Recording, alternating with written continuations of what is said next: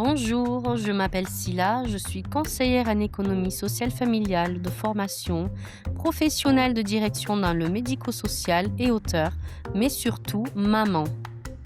Ici, sur Mamart Café, je vous propose de découvrir les coulisses de la vie de maman créatrice au travers de différents épisodes que vous pourrez écouter.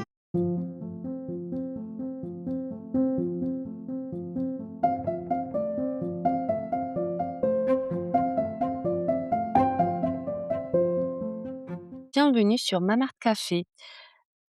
Aujourd'hui, pour le premier épisode, j'ai le plaisir de pouvoir accueillir une femme de talent qui est aussi maman, une professionnelle multicasquette et je pense que vous allez adorer écouter son parcours et son cheminement en tant que créatrice, hein, mais aussi en tant que maman. Elle a beaucoup de choses à vous dévoiler et des facettes que vous ne soupçonnez pas. Donc, il s'agit d'Alexandra Zins, qui est l'auteure d'une saga de fantaisie orientale, Le Sultanat du désert, publié chez Forgotten Dreams.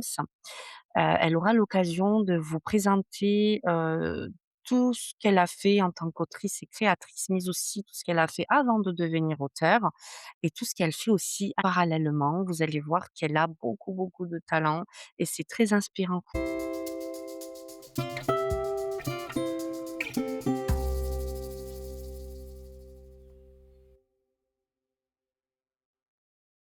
Bonjour Alexandra, bienvenue sur Mamart Café. Tout d'abord, comment vas-tu? Bonjour Silla, je vais bien et je suis ravie, d'être à tes côtés ce matin et d'enregistrer ce podcast et c'est un format assez nouveau pour moi, donc je suis très contente et puis, quand tu m'en as parlé, j'étais ravie, hein, de pouvoir échanger, sur toutes ces questions, liées à la création et à la maternité et à comment tout ça peut se rencontrer.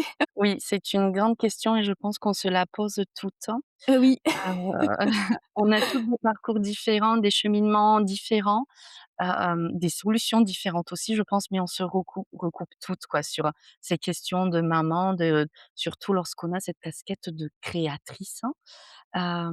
Alors tout d'abord, Alexandra, est-ce que tu pourrais nous parler de ton parcours professionnel, créatif et partager avec nous ce qui t'a amené vers l'écriture? Déjà, moi, je à la base, j'ai fait des études, de sciences politiques, Mmh. parce que quand j'étais plus jeune, je voulais être journaliste et donc en y repensant, je pense que voilà, l'écriture était déjà là.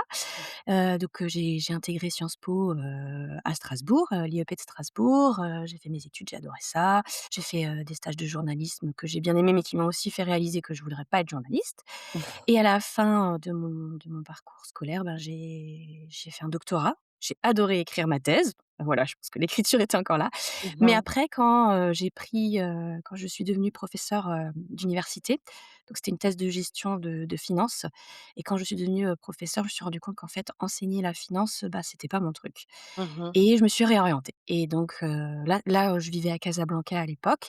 Je me suis réorientée, je suis devenue libraire à Casablanca et puis, là je suis revenue en France avec mon compagnon, on est revenu en France, pour un projet bébé justement. On voulait se rapprocher des familles, pour un projet, de bébé et puis je suis toujours libraire depuis. J'adore ce métier et ça m'a permis en fait de rentrer complètement dans le monde du livre et en fait pendant ma thèse, j'ai commencé à interviewer, ma grand-mère et mes grandes-tantes parce qu'en fait elles ont vécu, la Seconde Guerre mondiale en Alsace, enfant. Il faut savoir que l'Alsace on a un c'est un peu particulier parce que pendant la Seconde Guerre mondiale, l'Alsace est redevenue française donc en fait, ma grand-mère et mes grandes-tantes, à l'âge de 10 ans tout d'un coup, on leur a dit de changer de langue, elles sont devenues allemandes Mmh. et j'ai trouvé ça hyper intéressant parce que voilà, elles étaient françaises jusqu'à l'âge de, ouais, 8 à 12 ans, les Mmh. 3. Elles sont 3. Puis, ensuite, elles sont redevenues françaises à la fin de la guerre et du coup, je trouvais ça hyper intéressant. J'ai enregistré plein de témoignages Mmh. et je me suis dit: «Mais en fait, il y a matière d'en faire un roman de tout ça» et je pense que ça, c'est ce que je te disais ainsi là, quand on a préparé tout ça, hein, c'est un peu le roman fondateur, j'appelle ça comme ça et en même temps, c'est, un roman hyper compliqué. J'y reviens à chaque fois, mais je me perds, c'est assez compliqué et en même temps, c'est là que je pense que j'ai ouvert les yeux sur le fait que je voulais écrire de la fiction. Donc Donc voilà, qui t'a un peu propulsée sur cette voie de l'écriture, c'est ça, que tu voudrais terminer un jour et un j'espère. projet qui a l'air, non mais tellement fou. Je pense que c'est une chance de pouvoir interviewer des personnes qui ont Oui. vécu ça, qui sont aussi de ta famille. il y a matière à créer quelque chose là, je Là, maintenant, elles ne sont plus là. Donc c'est vrai d'accord. Mmh. que ça rend aussi, bah, ces enregistrements hyper précieux d'un point de Oui. vue aussi familial et puis, historique. Et puis avec ce qu'on vit en ce moment, ça reprend tout son sens en fait, de se dire voilà, l'histoire est une perpétuelle répétition et en même temps, ben, pour nos anciens, je trouve qu'il y a aussi un hommage un peu à rendre, Mmh à mh. travers l'écriture aussi. Mais c'est un roman, je pense, qui me prendra du temps parce que c'est quelque chose d'exigeant et à mon avis, c'est sur un peu sur des je vois sur des années et des années encore de recherche scientifique et puis Mmh. même, narrative, hein. Je sais pas comment raconter cette histoire. Il y a quelque chose Voilà. aussi de l'ordre de l'émotion que tu dois Ouais, encore, exactement. gérer pour pouvoir bien te positionner. Mmh. Mmh. Donc c'est cet événement qui a été le déclencheur qui t'a fait dire: «C'est ma voix, j'aimerais écrire». Oui, je pense. Ouais, là, j'ai vraiment eu un déclic. J'ai vraiment adoré tout ce qui était, à la fois écriture, recherche, réécriture, relecture et cetera. Sauf que le problème, c'est que je me perdais complètement et quand on a déménagé à Casablanca et que du coup, je me suis réorientée, j'ai eu une autre idée de projet, d'écriture qui là est en imaginaire et qui en fait est du coup ma saga, ma trilogie de fantasy, qui se passe du coup dans un monde, désertique, très, imprégné de tout ce que j'ai vécu au Maroc et en Jordanie, en Égypte avant. Et là, par contre, quand j'ai eu cette nouvelle idée, je voulais pas tomber dans le même «piège» entre guillemets que pour mon 1er projet. J'ai suivi des ateliers d'écriture. Je me suis D'accord. inscrite à des ateliers et là, j'ai appris à structurer, en fait, ma pensée. J'ai compris que c'était un vrai travail. Mmh Dans mh. le travail, dans le sens, il faut être assez rigoureux, pour aller au bout d'un projet, il faut certaines techniques. Chacune a peut-être ses Mmh. techniques, hein, mais moi, j'avais besoin de il y avait pas seulement les ateliers, hein, j'ai aussi regardé des tonnes de vidéos. Sur YouTube, il y a plein de choses, il y a plein Oui. de supers auteurs, supers autrices qui partagent, énormément de choses que j'ai Mmh. trouvées très utiles. Donc j'étais un peu en boulimie pour Mmh découvrir mh. comment travaillaient les autres auteurs et les autres autrices, même classiques, hein. J'aimais bien aussi, il y a ce podcast de Arte Bookmakers. J'ai tout Oui, écouté. J'adore écrire pour moi, mais si je veux en faire quelque chose de plus, là, oui. faut que j'apprenne de mes pairs et comment ils font, en Mmh. fait. Mmh. Ça m'a aidé. Les ateliers m'ont vraiment beaucoup aidée. Oui, donc Et c'est aussi à travers un atelier qu'on s'est rencontrés, si là. et quelle chance Oui. de t'avoir rencontrée. Vraiment, tu es une femme très inspirante et nous allons aussi comprendre pourquoi au travers de cet échange, et tout ce que tu donnes là comme, petit élément de conseil, de type pour des mamans aussi qui voudraient se lancer, dans l'écriture, je trouve ça très précieux. Donc aujourd'hui, tu es aussi la maman d'une princesse qui va bientôt fêter ses 1 an. Oui. Alors, comment s'est déroulé ton parcours, maternel? Est-ce que durant ta grossesse, tu as pu écrire? Est-ce que finalement, tu n'as pas pu, tu t'es orientée vers d'autres activités? Et depuis que tu es devenue maman, est-ce que tu as dû te réorganiser pour pouvoir continuer à vivre ta passion? Mais surtout, est-ce que tu avais une vision différente de la maternité avant la naissance de ton enfant? Oui, c'est hyper intéressant. Alors, bah, pour la grossesse, j'ai énormément écrit pendant la grossesse, mais aussi parce que finalement enfin, c'est ma première grossesse donc je pense que voilà, quand on là, je le vois avec Alma maintenant, qui est là, si on a un deuxième enfant, bah, c'est sûr que ma deuxième grossesse sera pas pareille, là, j'aurai pas le même temps. Mais la première grossesse, c'est vrai que quand on n'a pas un enfant à gérer, bah, en fait, j'avais beaucoup de temps pour moi aussi, que Mmh j'utilisais mh. pour l'écriture et l'écriture a aussi été un moyen de m'approprier la grossesse. Je pense, j'écrivais beaucoup là-dessus, parce C'est très que, intéressant ce que tu dis. Mmh. en fait, j'avais très peur de la grossesse. D'accord. Ça, je crois que je te l'ai un peu écrit, hein, et un peu dit pour la préparation de ce podcast. J'avais très peur, bah, je pense un peu à Simone de Beauvoir qui en parlait comme une aliénation. Moi, j'étais, dans cette idée que j'allais un peu perdre, le contrôle de mon corps. Je fais D'accord. beaucoup de sport et du coup, Mmh mh. je redoutais, Mmh. un peu la grossesse pour ça et en Oui, fait, alors pas du tout. petite parenthèse, excusez-moi, Alexandra fait du football depuis qu'elle a 14 ans. Elle n'a jamais arrêté depuis et donc elle en parle vraiment, lorsque vous la suivez dans son quotidien, ça revient comme ça, Ouais. assez régulièrement et c'est vrai que, voilà, je c'est très intéressant que tu nous en parles aussi, comment ça s'est passé? Mais du coup, ouais, justement, le foot, c'est vraiment quelque chose, à l'âge de 14 ans, que j'ai enfin, depuis que j'ai commencé, j'ai jamais arrêté et c'est mon ancrage, en fait, j'en ai besoin. Vraiment toutes les semaines, j'ai besoin et du coup, bah, juste avec la grossesse, j'avais peur. Du coup, j'en ai parlé avec ma sage-femme, elle m'a dit: «Non, mais tu peux continuer à jouer au foot tant qu'il y a pas de problème, qu'il y a pas de saignement, il y a pas de que tu Mmh n'as pas mal, tu peux mh. jouer». Donc j'avais prévenu mes copines au foot, donc elles faisaient un peu attention à moi, c'était rigolo. Parfois, quand il y en a une qui me bousculait, elle disait: «Attention, mais non, c'est Alex, oublie pas». Donc j'ai joué Mmh. jusqu'au 4e mois, puis après ça, j'ai basculé sur la natation et j'ai découvert que je pouvais aussi faire du sport différemment Mmh et mh. l'écriture m'a accompagnée tout le long parce que j'écrivais, toutes mes sensations, hem j'écrivais, mes pensées par rapport à ça et j'ai découvert à quel point je pouvais me réapproprier mon corps différemment. Je pense que l'écriture là-dessus m'a beaucoup aidée. Puis j'ai aussi Mmh. découvert à quel point le corps de la femme enfin je pense que depuis que je suis tombée enceinte, je suis admirative du corps de la femme, de la force qu'on a Mmh. en nous. L'accouchement, ça me faisait peur aussi. Oui, oui. Alors j'étais toujours admirative, mais maintenant que je l'ai vécu, je le Mmh. vois aussi Mmh. différemment. Bien Dès que j'en sûr. parle avec d'autres mamans, on est des guerrières et Oui. on a en nous une force qui est incroyable et ça, c'est vrai que ça a été une découverte. Donc en fait, je me suis dit: «Mais pas du tout, aliénation, mais c'est pas du tout le bon mot en fait, non». C'est fou quand même, la transformation de notre corps, de notre mental. Je vais venir ce sujet de vision parce qu'on va aussi en parler au travers de notre quotidien. Complètement. Tu as employé le terme vraiment de guerrière et je pense que c'est ce qui définit, une maman aujourd'hui. Franchement, vraiment. Et donc du coup alors attends, c'était justement ta question, est-ce que j'ai changé de vision, donc oui, vraiment. Mmh. Surtout pendant, dès le début de la grossesse, j'ai et ça m'a changée aussi. Alors sans tabou, hein, est-ce qu'il t'arrivait d'être parfois dans le jugement? Parce que la parentalité, aujourd'hui, tu sais, c'est un sujet qui traverse, Bien sûr, notre société et qui est je le dis souvent, ça qui est un mot valise, hein, et on met un peu de tout là-dedans. Qu'on soit parent ou pas, on a des a priori, des oui. interprétations. Est-ce que toi, tu avais, le jugement facile? Faci je sais pas, en tout cas par contre j'avais je pense des a priori, ça c'est sûr.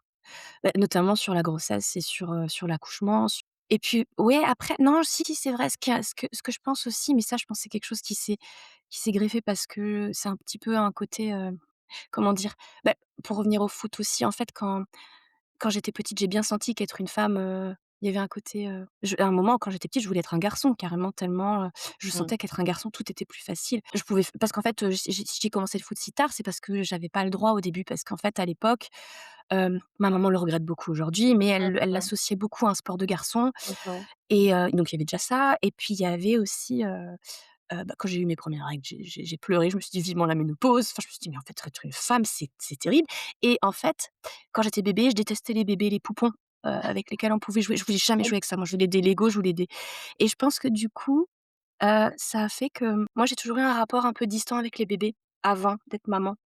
C'est très intéressant ce que tu Ce qui est triste, je trouve, mais c'est à cause de la société qui m'avait mis tellement d'injonctions depuis la naissance à m'occuper des bébés, à prendre soin des bébés, changer les couches des bébés, donner des biberons dès que j'étais petite fille et je me suis construite en opposition. Non, je veux faire du foot, je veux courir, je veux être comme un garçon et ça a impacté négativement. Je pense que c'est aussi pour ça peut-être que j'ai eu des enfants si tard, ma première fille si tard, pardon et ça, c'est triste et je suis contente, j'ai un peu l'impression que ça change quand même. Aujourd'hui, on a conscience des injonctions qui pèsent sur les femmes, donc peut-être que les petites filles qui naissent aujourd'hui, auront moins ce rejet que j'ai eu moi pendant si longtemps, mmh. surtout à la vingtaine. Vraiment les bébés, j'associais ça à la maternité. Je voyais ça comme, beaucoup de charges. Les Oui. biberons, les couches, je voyais j'imaginais pas les merveilles qu'il y a à côté de toutes ces charges. Je voyais que le côté, et c'est Tu triste étais en quand fait. même consciente, en fait, de ce qui t'attendait au quotidien, mais tu te focalisais que sur ça, je pense. C'est ça C'est et ce du que coup, tu je le vis essayes de beaucoup mieux dire? parce que Mmh. je pensais que ce serait pire. D'accord. Non, mais voilà, justement, parce qu'il y a des futures mamans qui, se focalisent davantage sur, tout le côté positif et qui découvrent après, heu, les obligations et notre charge mentale qui est phénoménale. Oui. Dans ce sens-là, parfois, c'est un peu plus compliqué. Après là, c'est vrai que la charge mentale, c'est une sacrée claque, hein, ça c'est sûr. On va venir sur ce sujet. Alors tu dis que tu as eu ta fille, si tard, 34 ans. Je pense qu'aujourd'hui, c'est quand même, c'est pas si tard que cela, Non, mais là, hein, tu aurais ouais, pu je avoir, pense, ouais. Ouais, j'aurais pu avoir cette envie avant, si j'avais pas eu autant de peur C'est liée à la ton rapport à maternité. la maternité, en fait, qui t'a c'est ton Ouais, cheminement, c'est ton ouais, parcours maternel. ouais, complètement. Alors je continue. Donc on a parlé de ta dernière œuvre qui est la saga, Les Sultanats du désert, publiée chez Forgotten Dreams, que j'ai eu, le plaisir de lire uniquement le tome 1 qui est publié pour le moment. Tu prépares aujourd'hui le tome 2. Est-ce que Ouais. tu voudrais nous parler un peu de cette œuvre qui te qualifie aujourd'hui et qu'est-ce qui t'a inspiré? Parce que je sais que tu as baigné aussi dans un univers assez particulier. Je pense que ça t'a inspiré pour la création de cette œuvre. Oui, oui, oui, bah, en fait, du coup, c'est une trilogie, hein, de fantasy. Hem, en fait, depuis que je suis, ado, j'ai je ne sais pas pourquoi, j'ai jamais réussi à l'expliquer, mais j'ai toujours eu une grande attirance pour les cultures et les littératures arabes et d'Afrique du Nord. Donc, j'ai surtout je suis rentrée dedans par les littératures et la musique aussi. Et ensuite, arrivée à l'université, j'ai commencé à apprendre l'arabe et c'est vraiment une langue que je trouve magnifique et en même temps, que j'ai beaucoup de mal à apprendre. Encore aujourd'hui, ça fait des années, hein, et voilà, c'est vraiment une langue difficile et dès que j'ai pu, j'ai voulu, partir, vivre, j'ai eu la chance de vivre en Égypte, et en Jordanie où j'ai à la fois enseigné et aussi, pris des cours d'arabe et ensuite, 1re expérience professionnelle au Maroc et tout ça, toute cette attirance pour toutes ces cultures, toutes ces lectures et puis aussi mes voyages et mes moments de vie, dans différents pays, ça a nourri en fait, je pense, le terreau pour cette trilogie Mmh. dont les idées me sont apparues du coup, bah, au Maroc, à Casablanca quand j'ai eu l'idée de en fait, c'est une première scène qui m'est arrivée, puis ensuite j'ai créé tout un univers autour et Et quelle est cette scène justement? alors la scène, c'est une scène durant laquelle, la petite sœur de notre héroïne est endormie par magie, par, des djinns blanches. Parce qu'en fait, on vit dans un sultanat qui est gouverné par les djinns blanches. Hem et en fait, chaque être humain a un animal totem qui l'accompagne. Selon la région où on est né, on a un animal totem différent qui en fait, est toujours là avec nous à partir de l'âge de 2 ans. Mais pour pouvoir avoir cet animal totem, il faut l'extraire, durant une cérémonie d'harmonisation et c'est pendant cette cérémonie qu'on est endormi.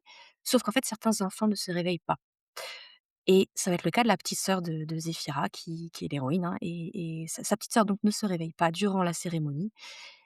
C'est la première scène et donc après, ben, j'ai découlé toute l'histoire. Donc voilà, pour un peu le point de départ.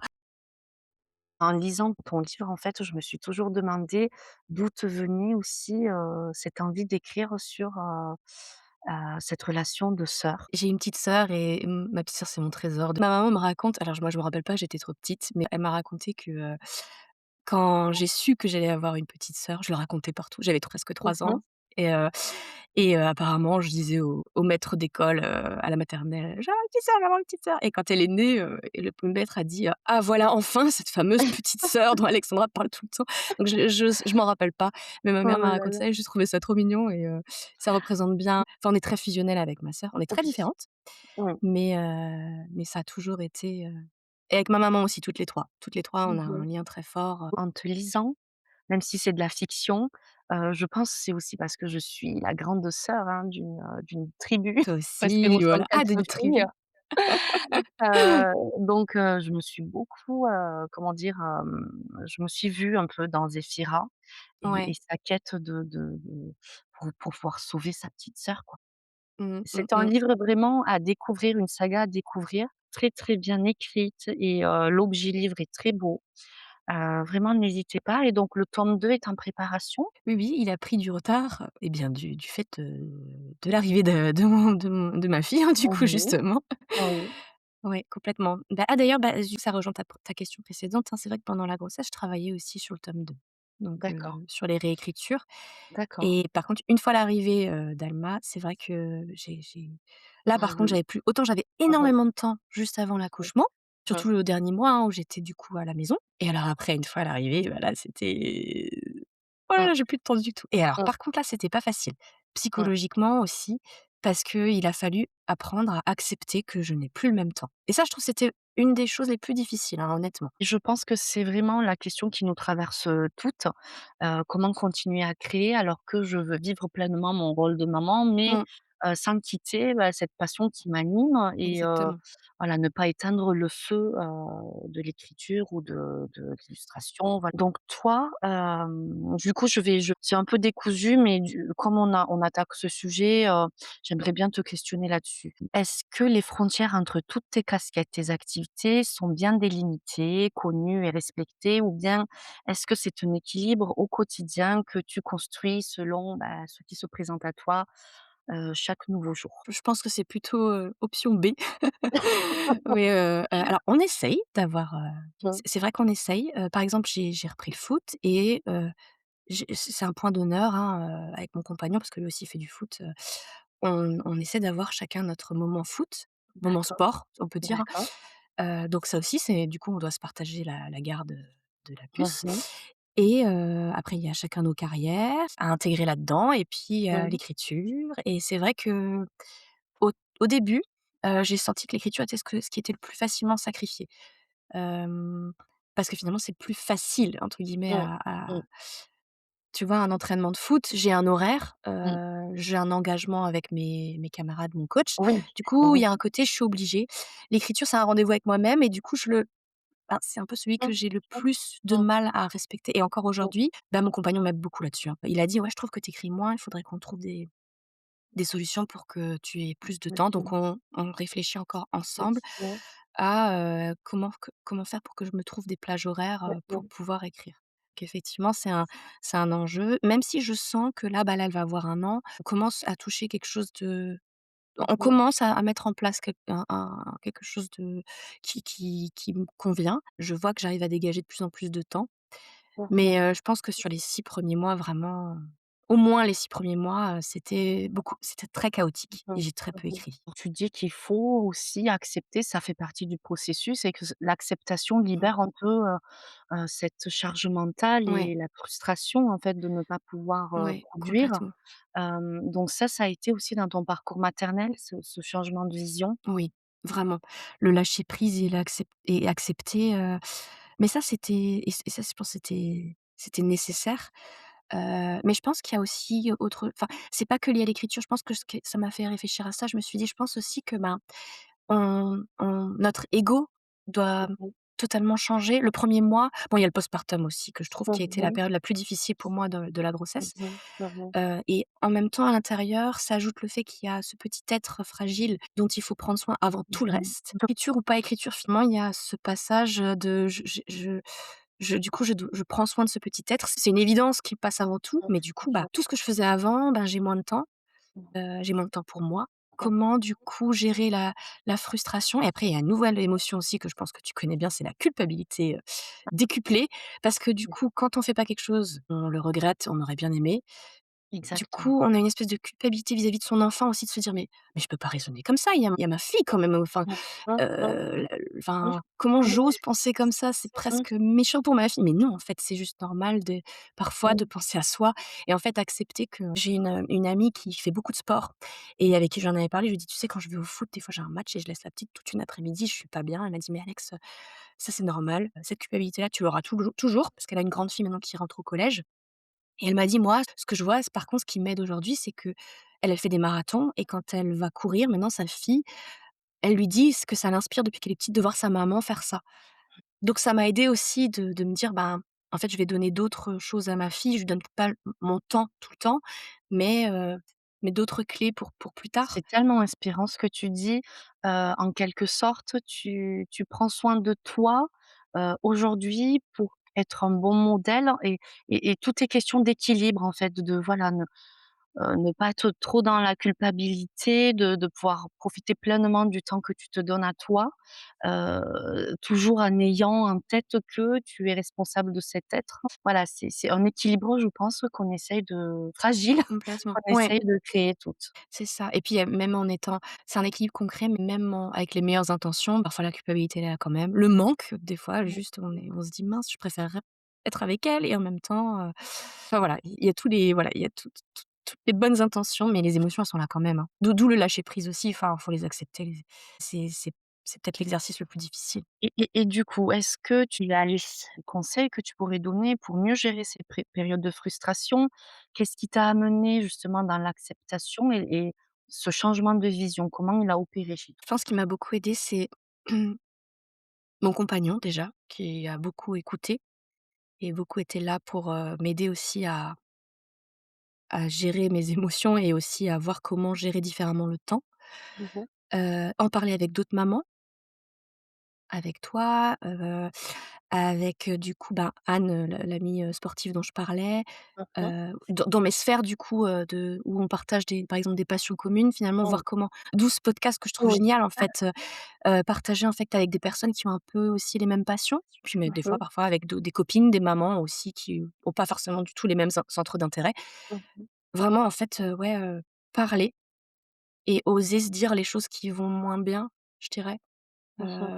Parce que comme tu parlais, hein, de jugement de la parentalité, je pense que justement, ben, oser aller outre ça, se dire: «Bon, ben, peut-être qu'elle se dira que je suis pas une super maman, mais tant pis, finalement, j'ai envie d'en parler, j'ai besoin là de» Mmh. et ouais, Il y je a pense quelque que chose de l'ordre du tabou quand même, hein, oui, quand oui, on oui, je aborde ce pense. sujet-là.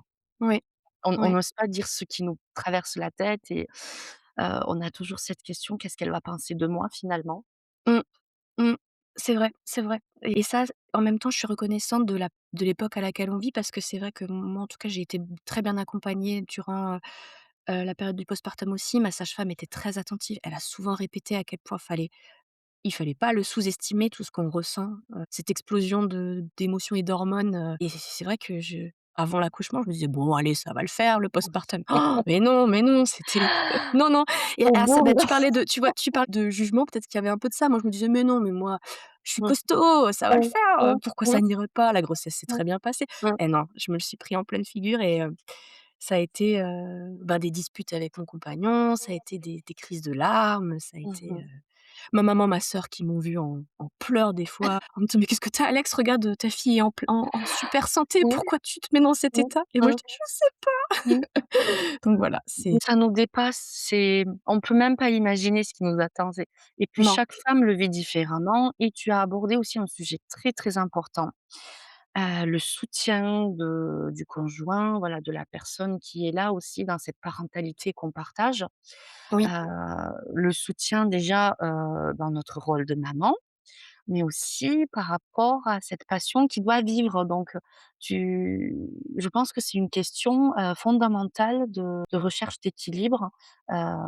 Cette présence, nous aide et nous amène à changer de vision, à dédramatiser la chose, à accepter le oui, mmh, quotidien qui est différent, mais dans lequel on arrive encore à créer. Je pense que c'est plus difficile quand on arrête totalement et que la frustration est permanente et qu'on n'y arrive plus. Je sais pas ce que tu oui, en c'est penses? vrai, non, c'est vrai, c'est vrai, c'est vrai. Bah, je l'ai ressenti d'ailleurs à un moment où j'ai vraiment beaucoup enfin, j'ai arrêté pendant un temps et finalement, oui, oui, oui, en fait, la frustration, elle grossit. Il vaut mieux essayer de garder un peu, autant que Mmh. possible, mais Est-ce qu'il y a l'effet réseaux sociaux à ton avis dans cette, je sais pas, est-ce que les réseaux sociaux aujourd'hui, amèneraient aussi ce côté de comparaison, voilà, se comparer à l'autre et se dire: «Pourquoi moi je n'arrive pas alors qu'elle elle y arrive?» bonne question, ouais, ça c'est bah, en fait, moi, dans les réseaux sociaux, j'y trouve les 2. Il y a i mais ça dépend aussi dans quel état d'esprit ça dépend beaucoup de mon état d'esprit.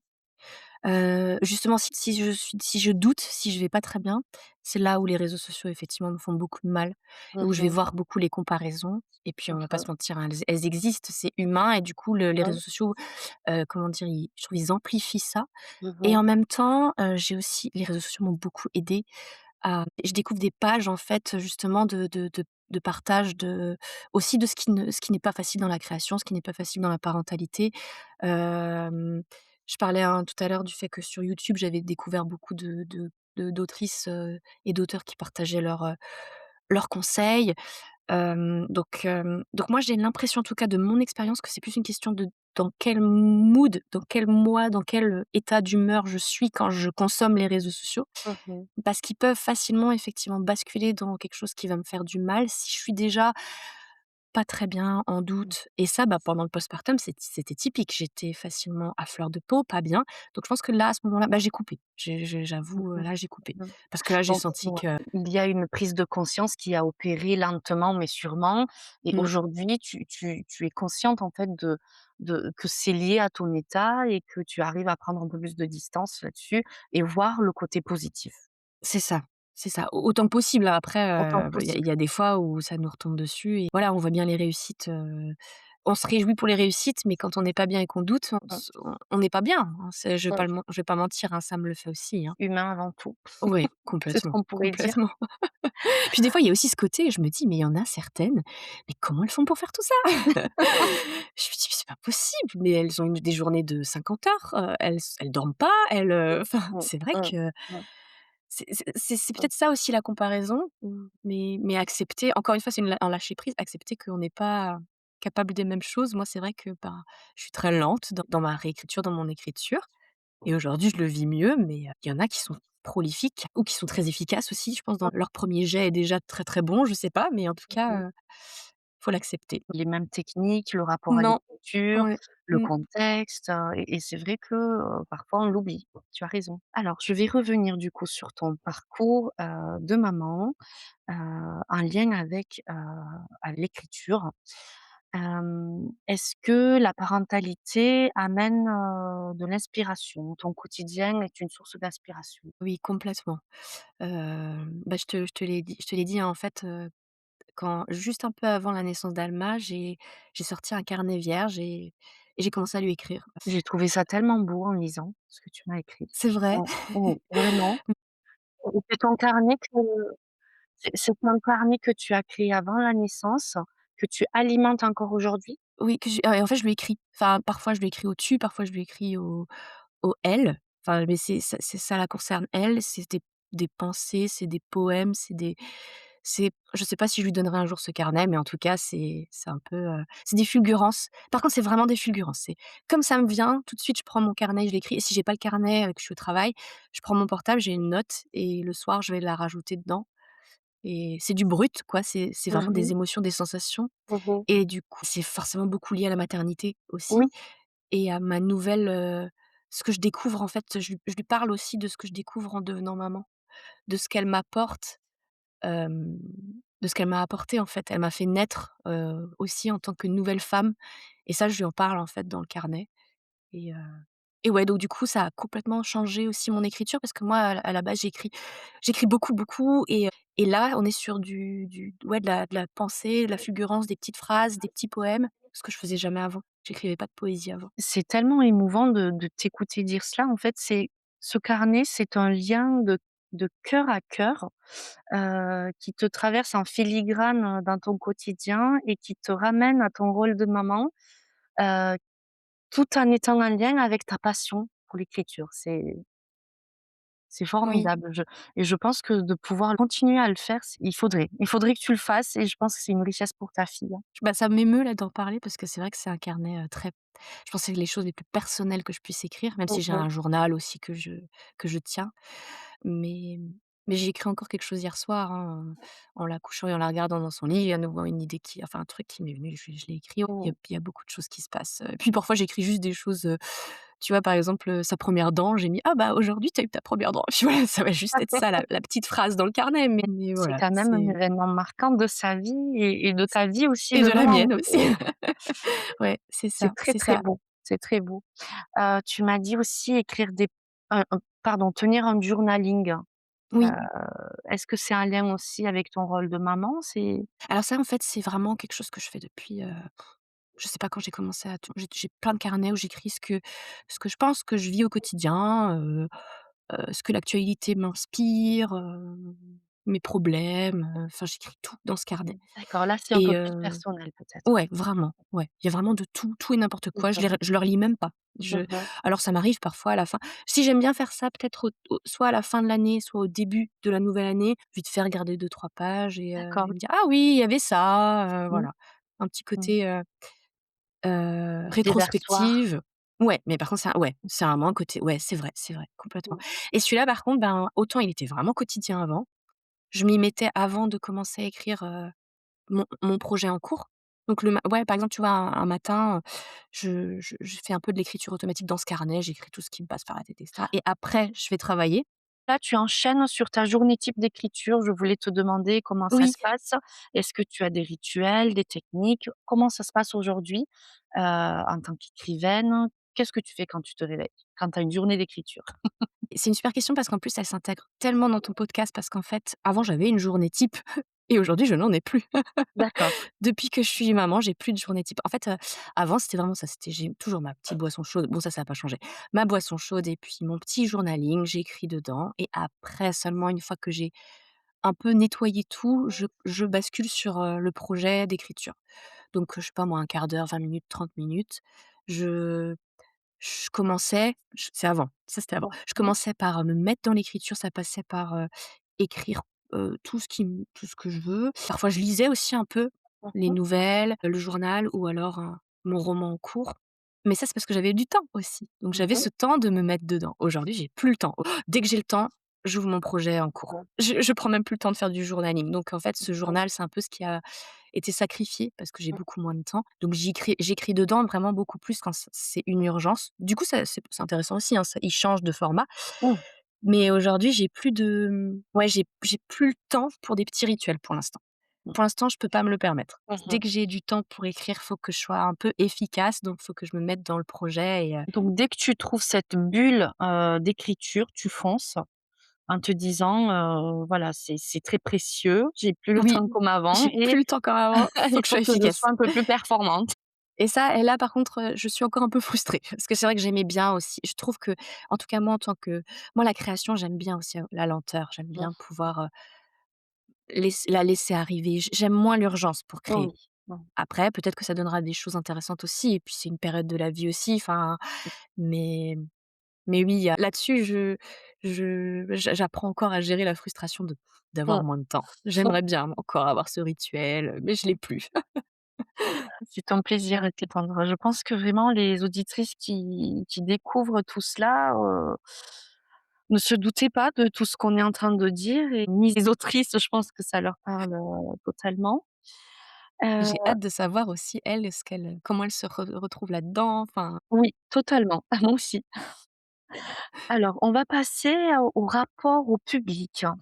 Est-ce oui. qu'il y a eu un retour qui t'a particulièrement touchée ou surprise? Tu veux dire par rapport à Par rapport à tes œuvres, enfin plutôt on va dire ton roman? Mmh. oui, je pense que ce que je disais encore à Simon avant même, quand je galérais vraiment énormément à trouver, un éditeur, ce que je disais à Simon, c'était, heu: «Ce dont je rêve, c'est qu'il y ait un jour quelqu'un qui me dise qu'il a adoré mon roman alors qu'il me connaissait pas du tout». Et quand c'est arrivé, c'est vrai que là, et Simon me l'a rappelé, il a dit: «Oublie pas Alex», et c'est vrai qu'en fait, il y a un côté, une personne qui vraiment, ne me connaissait pas avant, n'avait aucune idée de qui j'étais, aucun a priori sur ce que j'aurais pu Oui, écrire et qui est revenu me dire après, «J'ai adoré ce que vous avez écrit». Je crois que c'était le moment le plus émouvant. puis c'est marquant dans une vie d'autrice, je trouve. Oui, oui, vraiment, vraiment, c'est vrai que c'est très, très fort. Et après, ce que j'ai aussi aimé, c'est que, à la librairie, on a une jeune femme qui vient souvent et qui a lu mon roman et qui m'a dit, qui avait en fait, repéré plein de petites choses, plein de petits détails, par exemple, que tel prénom avait cette signification, que Excellent. enfin, elle avait eu une lecture hyper, Sensible, sensible détaillé. et ouais, les détails vraiment, c'était mais Mmh. je me suis dit: «Waouh, ça Mmh. c'est dingue qu'elle Bah, est». c'est le genre de lecteur qu'on attend, en fait. Ouais, vraiment et j'étais ça aussi, ça m'a beaucoup émue parce que bon, après il y a plein de gens qui ont aimé, l'histoire et ça, Mmh ça mh. fait trop plaisir, Bien sûr. mais Mmh. alors elle, quand elle m'a dit: Mmh. «Oh, j'ai bien aimé que ce personnage s'appelle comme ça parce que du coup, par rapport à ce qu'il fait, ça lui correspond tellement», enfin voilà, des petites choses, Oui, en fait, c'est une espèce de connexion qui se crée entre le oui, créateur et le récepteur. c'est ça et ça c'est dingue, ça C'est c'est voilà, dingue. c'est mais oui, d'où elle a compris, en fait, ça me fait plaisir qu'elle ait Ouais, compris ça. oui, c'est ça, complètement, complètement. Et Mmh. après, je sais pas comment toi tu le vis, mais moi ce que j'adore, c'est quand les gens me disent, «Oh mon personnage préféré c'est, un tel ou une Ah telle» et oui, que je me dis: ah «Ah ouais? totalement. Ce personnage?» Ah bah Alors moi, je l'ai détesté. Non, mais ah ça c'est vraiment, chouette. c'est super chouette d'entendre ça. Et au niveau de ta vision générale sur l'art aujourd'hui, à ton avis, qu'est-ce que tu penses de l'art aujourd'hui? Quel est le rôle que l'art devrait jouer aujourd'hui? Le rôle de la femme artiste et notamment des artistes mères? Ouais, c'est super intéressant comme question. Bah, tu vois, dans le domaine de l'imaginaire en plus où toi aussi tu travailles sur un projet, hein, je trouve que l'imaginaire nous ouvre des portes pour, pour à la f j'ai animé, mon premier atelier d'écriture samedi là et Oui, j'ai c'est vrai, on justement en a pas parlé. j'ai interrogé en fait les participants sur comment ils voyaient l'imaginaire et en fait ce qui en est sorti, on s'est un peu mis d'accord sur l'idée qu'il y avait cette double casquette qui à la fois nous permet de nous échapper du réel et en même temps c'est un miroir du réel Oui. et j'ai beaucoup aimé on a beaucoup parlé autour de tout ça et je pense qu'aujourd'hui je on le voit vraiment avec tout ce qui se passe autour de nous, hein, à quel point, ça s'applique beaucoup à toute la création. Mais c'est vrai que la littérature de l'imaginaire s'y applique, particulièrement parce qu'on a un espèce de besoin de souffler, parce Mmh. que quand on ouvre le journal, on n'en peut plus. Donc l'imaginaire nous offre un peu cette porte de secours et en même temps, forcément, on va dénoncer des choses qui se passent, Mmh. aujourd'hui dans ce qu'on écrit. On va vouloir faire passer des messages parfois très inconscients, hein, on le fait pas exprès, hein, mais moi je vois bien, hein, qu'il y a des Mmh. choses qui me tiennent à cœur et qui me font mal qui ressortent dans mon roman aussi. Donc je pense que l'artiste aujourd'hui a ce double rôle de enfin toujours, il y a toujours eu en fait, je dis aujourd'hui, mais de à la fois de permettre aux gens de s'évader, de souffler et en même temps, bah, en fait de dénoncer. Après certains Mmh. artistes vont être plus sur l'évasion, d'autres sur la dénonciation. Je pense que et parfois on est un peu au milieu. Mmh. Et après en tant que mère, ben, je pense qu'il y a ce côté, déjà, moi, j'ai pris beaucoup de plaisir pendant la grossesse, à lire des textes qui évoquaient la maternité. C'est vrai que j'ai ça m'a énormément aidée, de lire des autrices qui ont écrit là-dessus. Hem, je pense notamment, il y a des textes de, hem, Julie Kerninon, ou encore, Jean Eglant, l'autrice américaine, qui évoque la maternité avec énormément de beauté dans leurs textes et en fait, ça m'a fait un bien fou. Donc là, Mmh. c'est le côté lectrice, Mmh. côté, amatrice d'art Mmh. où ça m'a fait un bien fou d'avoir des mamans artistes qui écrivaient ça et après je me dis Mmh. même pas que pour une maman, mais même pour la société, c'est Bien sûr. primordial de parler de cette Jean Eglant, elle disait, dans la préface de son texte, «Apaiser nos tempêtes», que pour elle, il y a 3 choses dont on doit parler parce qu'elles sont primordiales, enfin parce que finalement ça c'est toute la vie, le sexe, la mort et la naissance. Et elle disait: «Je trouve que la naissance est beaucoup moins travaillée dans les textes que j'ai lus que le sexe et la mort» et bah, elle posait cette question, elle essayait d'y trouver une réponse. Elle parlait de tabous, elle pensait qu'il y avait, peut-être des tabous, de ce que je Mmh. me souviens, hein, elle parlait de tabous de tabous autour de la naissance en elle-même, hein, l'acte de l'accouchement Mmh. et après tous les tabous autour aussi, l'idée d'être une bonne mère. La bonne mère, qu'est-ce que ça veut dire? Et en fait, j'ai l'impression qu'on vit en ce moment un peu un foisonnement de témoignages. Je parlais de Julie Kerninon aussi parce que je trouve que ce soit dans son texte «Toucher à terre ferme» ou dans d'autres textes qu'elle écrit, elle parle aussi elle évoque aussi ce côté, bah, on peut être une mère, qui aurait l'impression d'être imparfaite par rapport aux injonctions qui lui tombent dessus. Mais en fait, quand on parle aux autres mamans, bon, bah, non, on est femme, mère et tout comme il y a autant de femmes, il y a une multiplicité de mères et ça fait du Mmh. bien de voir qu'il y a de Mmh. plus en plus d'autrices qui évoquent ça. Mmh. Mmh. Ça va aider, je pense, à lutter contre les tabous aussi, hein. Dans l'ère du no kids. Ah oui, non mais ça par contre alors ça j'avoue j'ai du mal à comprendre, Mmh. là-dessus je suis dans le jugement, j'avoue. Moi, je trouve une société, il y a des anciens, il y a des jeunes, il y a des enfants, il y a des nouveau-nés, il y a du bruit. Oui. Heu, on va pas se taire, enfin moi j'avoue, hein, je Mmh j'ai mh. j'ai du mal avec Mmh. ça. Mmh. Je suis plutôt quelqu'un de mesuré, mais sur ça m'énerve. Mmh. Parce que je trouve Oui, que parce que là, ça on peut pas dépasse en fait. effacer Bien sûr. on va pas effacer une partie de la Mmh. communauté, Mmh. enfin, Mmh. juste pour le bon vouloir d'une frange. Les vieillards sont trop Voilà. vieux, les jeunes sont trop bruyants, c'est Et je pense que ça nous percute en tant que oui, créatrices de en plus! l'imaginaire, de science-fiction, ça Ah nous mais amène complètement. à des Ah non, livres mais qui c'est ont sûr. déjà été écrits là-dessus, visionnaires et cetera et c'est pour ça que on sort un peu le red flag. Ah oui, oui, oui, ouais, là-dessus je m'en cache pas et ça m'attriste. Ça par contre, ça m'attriste. J'ai je ouais. Mmh. J'espère que après on est quand même beaucoup à réagir, Mmh à se mh. dire: «Ah bah non quand même». Donc je me dis: «Bon», mais je sais pas, il y a, on vit dans un j'ai l'air du temps est beaucoup dans, on se rentre dedans, on n'arrive plus à s'écouter.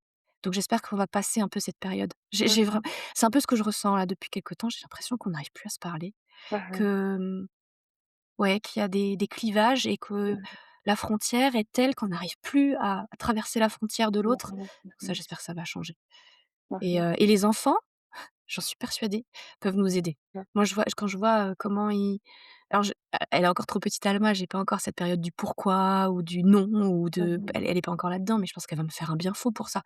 Quand elle va me poser plein de questions et me Totalement. remettre en Mmh. question tout le Mmh. temps sur plein de Mmh. choses, des évidences d'adultes et en Exactement. fait, on a besoin des enfants pour garder notre âme d'enfant, hein. On parle souvent de l'âme d'enfant. Ah bah tiens, je peux te donner un exemple pour ça. Oui. À Strasbourg, en ce moment, il y a, une exposition immersive de l'œuvre de Van Gogh.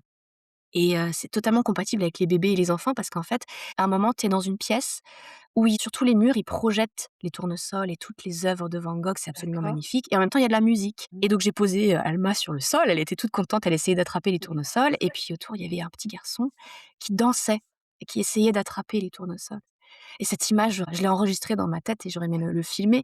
Je me Mmh. suis dit: «Mais Alex, on devrait tous faire comme lui, lâcher prise, Mmh. danser sur les Mmh. tournesols, fermer les yeux à ces autres personnes autour. Mais on n'ose plus en tant qu'adulte Mmh. parce qu'il y a les autres, on n'ose pas faire ça. Mais ce garçon, parce qu'il s'en fichait des autres qui regardaient l'œuvre, il était dans l'œuvre. Mmh. Ouais, je suis Mmh. d'accord.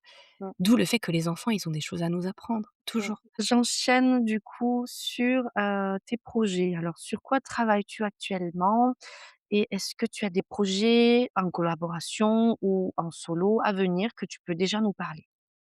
Dont tu Bah, peux déjà nous parler? écoute, là, pour l'instant, le projet le plus important, ça va être de boucler le tome 2. Mmh mh. Je suis dans une, je ne sais pas combienième réécriture. Je commence à être satisfaite, donc ça, c'est quand même un point, intéressant et puis avec le calendrier de mon éditeur, on commence à pouvoir, fixer des dates, normalement, si tout va bien, ce serait pour l'automne, donc ça, c'est une super nouvelle et après, il faudra que je continue à travailler le tome 3 et en fait, j'aimerais beaucoup, en 2026, hein, essayer de travailler sur un autre projet, une fois que le tome 2 sera terminé, faire peut-être une petite pause avec le tome 3 pour essayer de réfléchir à autre chose. J'ai des idées, je pense que j'aimerais beaucoup travailler, ben, sur le foot féminin. Tu as déjà J'ai écrit une nouvelle, d'ailleurs qui a Oui, été j'ai écrit publiée. une nouvelle, sur le foot féminin qui se passe dans un pôle espoir, qui est l'équivalent du centre de formation pour les jeunes filles. D'accord, On suit une jeune femme de 16 ans qui rentre dans un pôle espoir et ça se passe pas très bien, hein. C'est une nouvelle qui est pas très positive, parce que je d'accord. voulais aussi montrer les côtés pas faciles du foot. Mmh mh. Du foot pour les femmes ou du foot en général? Alors plutôt, je dirais plutôt en général parce qu'en fait ça peut aussi se ressentir du côté d'un garçon. En D'accord. fait, il y avait les 2 objectifs. À la fois, je voulais que ce soit un environnement 100 féminin parce que, Mmh. souvent le foot féminin, pour l'instant dans les œuvres que j'ai vues, j'ai pas encore été satisfaite parce que je trouve qu'on met un peu trop en avant le coach Mmh. homme ou Mmh. un personnage masculin. Et là, je voulais vraiment un environnement où on suit que des jeunes filles, Mmh. la coach est une femme, enfin, parce que je voulais que ce soit pas une question en fait, juste, on est dans du foot féminin. Mais par contre, je pense que ça peut aussi, parler à des garçons parce que c'est toutes les difficultés, liées à la compétition à un âge où on n'est pas bien dans son corps, hein, à 15-16 ans et en même temps, on n'a pas le droit de le dire quand on veut faire du sport professionnel, il faut pas montrer justement, on est en compétition avec les autres, il faut pas montrer ses fragilités. Je trouve Mmh. que c'est hyper difficile à cet âge-là et je Mmh. voulais un peu creuser ce Mmh. sujet-là et du coup, peut-être justement, questionner tout ça dans un projet de roman jeunesse. Ça, c'est un peu quelque chose qui me tient à cœur. Mmh mh. Donc, cette année, si j'arrive à trouver le temps, j'aimerais, avec mon club de foot peut-être, interviewer des jeunes Mmh. femmes, qui font du je resterai dans le foot féminin. J'avoue, j'ai envie de Mmh. mettre en valeur Mmh. le féminin, donc Mmh. peut-être interroger des filles du pôle espoir de Strasbourg, de parler avec des OK. jeunes filles. Mmh. Heu, voilà, là, c'est vraiment, Mmh. des idées, continuer à lire, continuer à créer, continuer à partager, parce qu'on en a besoin. Mmh. Je trouve Mmh. que, moi, en tout cas, je trouve refuge dans nos œuvres à tous et à toutes. En ce moment, ce qui me fait du bien, c'est justement les œuvres qui citent d'autres œuvres. cette sororité que je retrouve dans les textes aussi, on s'influence et ça et en fait, voilà, je suis très impactée, je le sens, hein, je suis très impactée par ce qui se passe en ce moment. Je trouve que beaucoup de choses vont pas bien, mais pour pas justement laisser cette négativité, et rester dans le positif parce que je pense qu'il y a énormément de positif. Je pense que la création, l'art et le partage sont primordiales et du coup, je tenais vraiment à te remercier Scylla de nous donner ce temps de parole à nous, mamans créatrices. C'est un trésor qu'on puisse partager, donc un grand, grand merci C'est un et honneur pour moi, vraiment merci à toi. vraiment j'ai hâte d'écouter tout le monde et j'espère que tu vas te laisser prendre au jeu aussi parce que je serais très curieuse. Si tu as besoin Il de faudrait quelqu'un pour inverser mener les rôles. l'entretien, je veux bien mener l'entretien. Non, vraiment, je serais très Mmh, curieuse aussi de connaître ton parcours, de savoir comment toi tu fais. En plus, tu es une maman, donc moi, en tant que maman d'un premier enfant, heu, je suis aussi curieuse parce que je ne connais pas ça. Donc tu vois, mmh, j'aurais aussi des choses à apprendre mmh, et mmh. Je voilà. me le Donc note, ce serait avec voilà, plaisir. note-le précieusement, Je le note au coin de ma je tête. serais vraiment contente. Enfin, en tout cas, ouais, le message, c'est, restons positifs, je pense. C'est, Mmh. battons-nous pour le positif. Voilà, je Lutter pense que pour le oui, pour le ouais, positif, pour, c'est vraiment l'amour et le positif. Pour moi, ce sera toujours plus fort que mmh, la les déchirements qui nous mmh, voilà, il faut être plus fort que tout ça, mmh, quoi mmh, et je pense que mmh. l'art, c'est comme ça qu'on va y arriver. Enfin, j'espère. Je l'espère aussi de tout cœur et dernièrement, où est-ce qu'on peut suivre ton actualité? Alors, pour l'instant, là où je suis le plus active, même si, il faut encore que je progresse, c'est sur Instagram, sur mon compte Instagram et mon site internet, j'essaye de le maintenir, mais il est pas super, super, hein. Bah, tu parlais de temps, hein. Moi, ce que je sacrifie un peu trop, c'est l'aspect communication et j'aimerais bien cette année, ben, un peu prendre la main plus dessus. Mais pareil, c'est une question d'arbitrage et Mmh pour mh. l'instant, je préfère, je travailler sur mon écriture, mais Mmh. j'aime aussi communiquer, donc j'espère réussir à Mmh trouver un peu mh. plus de temps. Mmh. Mais donc oui, c'est Instagram pour l'instant, mais il y aura peut-être d'autres canaux. Ça, ce serait aussi un sujet à évoquer, c'est, comment en plus communiquer quand on est une Oui, maman? promouvoir, Comment exactement. se promouvoir? Parce que Mmh. c'est et puis en plus, il y a aussi un pour moi, moi j'ai un syndrome un peu, de l'imposteur, je pense. Je sais pas comment dire, mais, je me sens pas à l'aise de présenter mon travail et de me promouvoir. Ça, j'ai beaucoup de mal. Mmh. Ça, je travaille encore dessus. J'ai beaucoup, beaucoup de mal à parler de mon travail, heu, sans culpabilité, sans avoir l'impression Mmh. de me mettre un peu trop sur le devant de la scène. Je sais pas comment Mmh. expliquer. Mmh. Oui, de Heu, ouais, ouais, j'ai du mal. mmh. Donc ça, c'est un vrai Mmh. apprentissage où je serais Mmh. curieuse d'avoir des retours, aussi, comment faire pour promouvoir sans se sentir mal, en fait? C'est pas grave. Je sais pas comment expliquer, mais moi, j'ai du Mmh mal, mh. j'ai du mal. C'est un sujet que je creuserai avec, les prochaines invitées. Avec plaisir. En tout cas, Alexandra, merci pour cet échange. Je pense que c'est Merci à une mine toi. d'or pour, les mamans créatrices, auteurs et celles qui se projettent là-dedans peut-être ou qui se posent des questions, qui sont curieuses de connaître un peu tout, ce quotidien qui est, méconnu, qui est parfois tabou, hein, de toucher du doigt et les coulisses de la création. Foncez découvrir les textes d'Alexandra, il y a matière à la réflexion sociale et beaucoup de choses, vous allez voir. En tout cas, merci encore et je crois que tu vas fêter ton anniversaire en plus, cette Oui, semaine. oui, oui, oui, ma 35e bougie. Ça souffle-là avec beaucoup d'apaisement, de sérénité, Oui, plus et Simon aussi, que je salue au passage, parce que c'est adorable. tu as souvent parlé de lui et on voit que c'est un soutien quand même constant et c'est Oui, très important dans la vie de création, de oui. créatrice. Ouais et puis la parentalité, ben, on est 2, hein, donc c'est vrai que dans la création aussi, je pense que c'est vrai que ça aide. Mmh, complètement. Merci beaucoup Alexandra. Merci à toi, Sila, je t'embrasse fort.